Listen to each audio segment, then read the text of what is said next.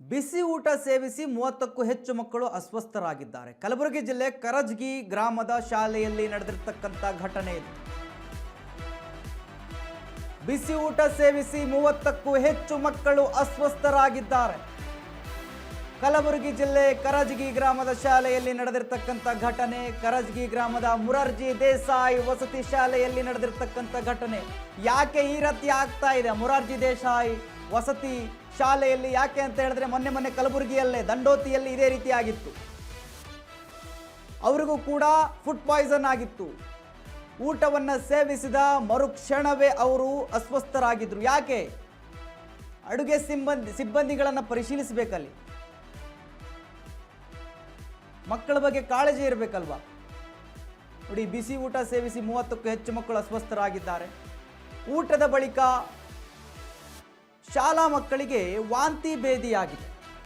ವಸತಿ ಶಾಲಾ ಆವರಣದಲ್ಲೇ ಕೆಲ ಮಕ್ಕಳು ಅಸ್ವಸ್ಥರಾಗಿದ್ದಾರೆ. ಅಸ್ವಸ್ಥಗೊಂಡ ಮಕ್ಕಳಿಗೆ ಆಸ್ಪತ್ರೆಗೆ ದಾಖಲಿಸಿ ಅವರಿಗೆ ಪ್ರಾಥಮಿಕ ಚಿಕಿತ್ಸೆಯನ್ನು ಕೊಡಲಾಗ್ತಾ ಇದೆ.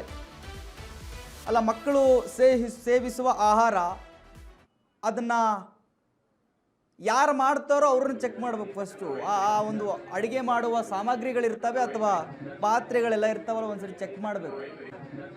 ಮೊನ್ನೆ ಆಗಿರ್ತಕ್ಕಂಥದ್ದು ಮೊನ್ನೆ ಇನ್ನು ಮಾಸೆಯಲ್ಲ ಆ ಘಟನೆ. ಅದು ಕಲಬುರಗಿಯ ದಂಡೋತಿಯಲ್ಲಿ ಆಗಿರ್ತಕ್ಕಂಥದ್ದು, ಚಿತ್ತಾಪುರ ಕ್ಷೇತ್ರದಲ್ಲಾಗಿತ್ತು. ಇದು ಅಫಜಲ್ಪುರ ಅನ್ಕೊಂತೀನಿ, ಇದು ಕರಜಗಿ ಅಫಜಲ್ಪುರದಲ್ಲಿ ಆಗಿರ್ತಕ್ಕಂಥದ್ದು. ಮಕ್ಕಳು ಸೇವಿಸುವ ಆಹಾರದ ಗುಣಮಟ್ಟವಾಗಿಲ್ಲ ಅಂತ ಹೇಳಿದ್ರೆ ಹೆಂಗ್ರಿ? ಅದು ಕೂಡ ಮುರಾರ್ಜಿ ವಸತಿ ಶಾಲೆಯಲ್ಲೇ ಆಗಿತ್ತು. ಇದು ಕೂಡ ಮುರಾರ್ಜಿ ವಸತಿ ಶಾಲೆಯಲ್ಲೇ ಆಗಿದೆ. ಸಂಬಂಧಪಟ್ಟ ಅಧಿಕಾರಿಗಳು ಪರಿಶೀಲಿಸಬೇಕು. ಈ ರೀತಿಯ ಘಟನೆಗಳು ಬಹಳ ದುರಂತ ಇವೆಲ್ಲ ಮಕ್ಕಳಿಗೆ.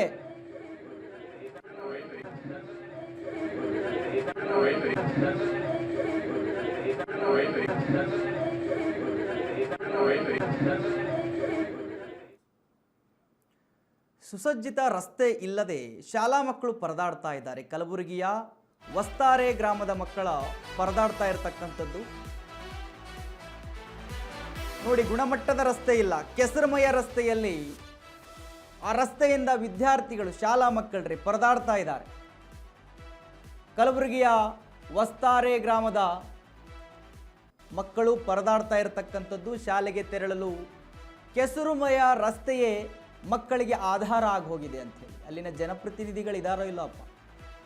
ಮಳೆ ಬಂದರೆ ಚಪ್ಪಲಿ ಕೈಯಲ್ಲಿ ಹಿಡಿದು ತೆರಳುವ ಸ್ಥಿತಿ ಇದೆ. ವಸ್ತಾರೆ ಗ್ರಾಮದಿಂದ ಶಾಲೆಯವರೆಗೂ ರಸ್ತೆ ಇಲ್ಲ.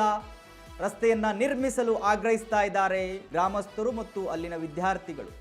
2 ಕಿಲೋಮೀಟರ್ ರಸ್ತೆ ನಿರ್ಮಿಸಿ ಕೊಡುವಂತೆ ಮಕ್ಕಳಿಂದ ಒತ್ತಾಯ ಕೇಳಿಬರ್ತಾ ಇದೆ. ಅಲ್ಲಿನ ಜನಪ್ರತಿನಿಧಿಗಳು ಈ ನ್ಯೂಸನ್ನು ಗಮನಿಸಬೇಕು. ಈ ನ್ಯೂಸ್ನಲ್ಲಿ ಏನು ಬರ್ತಾ ಇದೆ ದೃಶ್ಯಗಳನ್ನು ದಯವಿಟ್ಟು ಗಮನಿಸಿ. ನಡ್ಕೊಂಡು ಹೋಗೋಕ್ಕಾಗುತ್ತೇನ್ರಿ? ಅಲ್ಲಿ ಕೆಸರುಮಯ, ಆ ಕೆಸರು ಕಾಲಲ್ಲ ತಗೊಂಡು ಶಾಲೆಗೆ ಹೋಗ್ಬೇಕು ಅವರು. ನೋಡಿ, ಅವ್ರ ಜೊತೆ ಗುರುಗಳು ಬರ್ತಿದ್ದಾರೆ ಅನ್ಸುತ್ತೆ, ಟೀಚರ್ಸ್ ಅನ್ಸುತ್ತೆ. ಅವರು ಪರಿಸ್ಥಿತಿ ನೋಡಿ ಹೇಗಿದೆ. ಸರ್, ಇದು ಯಡ್ರಾಮಿ ತಾಲೂಕಿನ Gulbarga district Vastari villager sir. ಇದು ಹೈಸ್ಕೂಲ್ ಸರ್ಕಾರಿ ಪ್ರೌಢಶಾಲೆ RMS ಅಂತ ಸ್ಕೂಲ್ ಇದೆ ರೀ. ಮತ್ತು ಈ ಕಡೆ ಸರ್ಕಾರಿ ಹಿರಿಯ ಪ್ರಾಥಮಿಕ ಶಾಲೆ ಆದ್ರೆ ಸರ್,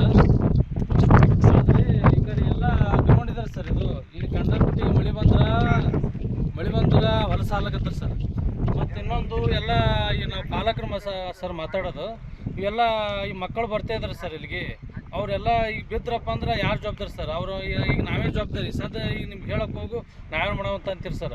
ಇದಕ್ಕೆ ಸರಿಯಾಗಿ ಒಂದು ರೂಟ್ ಇಲ್ಲ ಸರ್, ಹಾದಿ ಇಲ್ಲ ಸರ್. ಒಂದು ಸರ ಸುತ್ತಮುತ್ತ 200-200 ಈ ಗಿಡಗಳವ ಸರ್. ಕುರಿ ದನ ಬಂದು ಏನದ ಮತ್ತೇನದ ರಿಟರ್ನ್ ಏನದ ಕಡ್ಬಿಟ್ಟು ಸರ್. ಇದು ಯಡ್ರಾಮಿ ತಾಲೂಕಿನ Gulbarga district Vastari villager sir.